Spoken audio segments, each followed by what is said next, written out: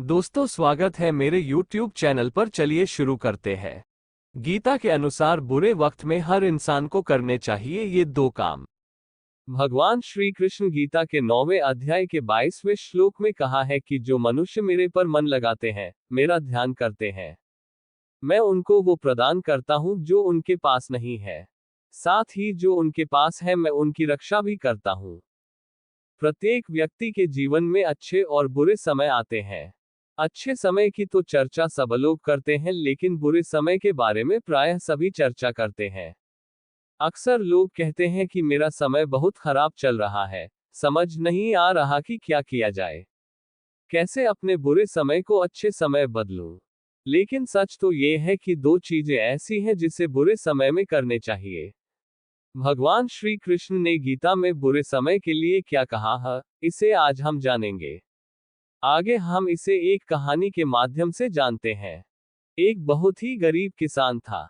वह था तो बहुत गरीब, लेकिन मेहनती और खुश था। वह रोज सुबह उठकर मंदिर में जाकर केवल 10 मिनट भगवान के आगे हाथ जोड़कर प्रार्थना करता था। उस किसान की पत्नी भी हर रोज उसके साथ मंदिर जाती थी।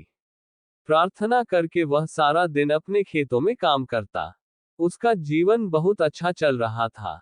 अपनी मेहनत से वह कुछ ज्यादा तो नहीं कमा पाता था, लेकिन फिर भी जितना भी कमाता था उसमें से कुछ पैसे लोगों की भलाई में लगा देता था। एक उस किसान के गांव में बीमारी फैल गई। किसान का इकलौता बेटा बीमार पड़ गया। किसान के गांव में इस बीमारी की इलाज के लिए कोई अच्छा डॉक्टर नहीं था। पास के शहर में उस बालक को ले जाया गया। शहर के इस अस्पताल का इलाज बहुत ही महंगा था। उस बेचारे किसान के लिए अस्पताल और डॉक्टर का खर्चा आदि दे पाना बहुत ही मुश्किल था। किसान दिन प्रतिदिन हिम्मत हारता जा रहा था। एक दिन अस्पताल में बैठे बैठे वह इतना हताश हो गया कि वो जोर जोर से रोने लगा।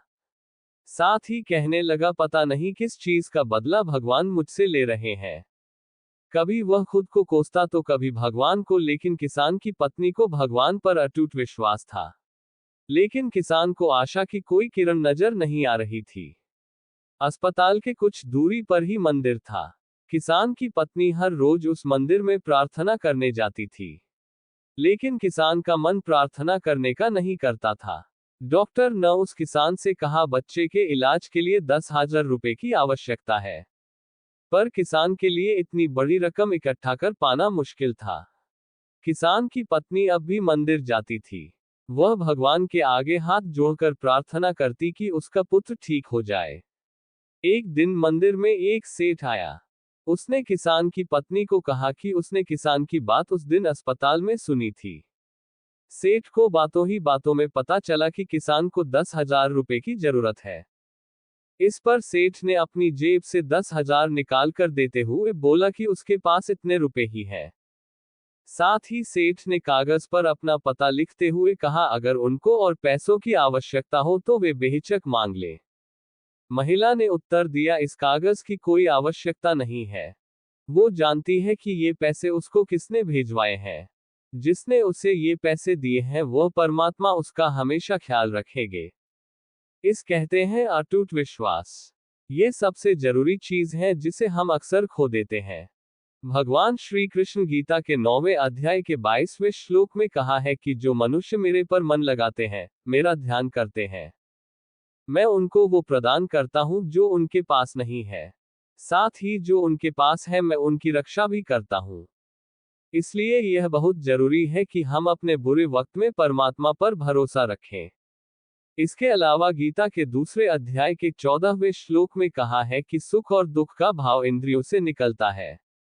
ये मौसम के समान है, यानी ये सुख और दुख दोनों ही हमेशा नहीं रहेंगे। इसलिए हमें सुख और दुख का समान भाव से सामना करना चाहिए। वीडियो देखने के लिए आपका धन्यवाद।